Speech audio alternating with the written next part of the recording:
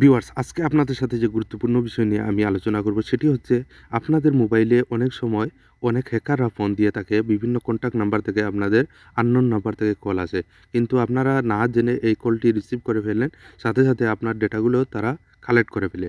কিন্তু এইরকম কল আসলে আপনারা কিভাবে বুঝবেন এবং কিভাবে জানবেন এটি হ্যাকারের কল অথবা আননোন নাম্বার থেকে কল এসেছে, এগুলো কেটে দিবেন।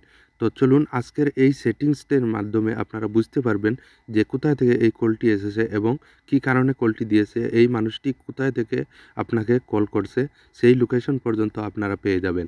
তো কথা না বাড়িয়ে কাজটি শুরু করা যাক। আর আমার চ্যানেলে যদি আপনারা নতুন হয়ে থাকেন তাহলে আমার চ্যানেলটি সাবস্ক্রাইব করুন। তাহলে চলুন কাজটি শুরু করা যাক।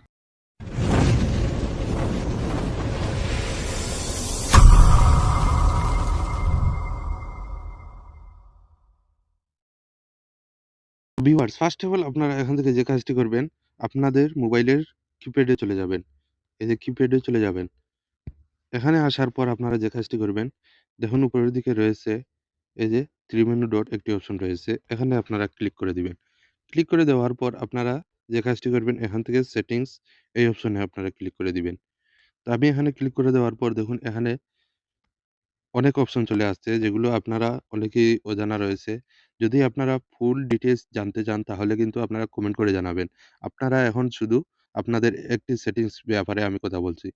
তো দেখুন এখানে আমরা যে সেটিংসের কথা বলছি সেটি হচ্ছে এই যে নিচের দিকে দেখুন আদার্স কল। এই আদার্স কল আমরা এই আদার্স কল সেটিংস এ যাব।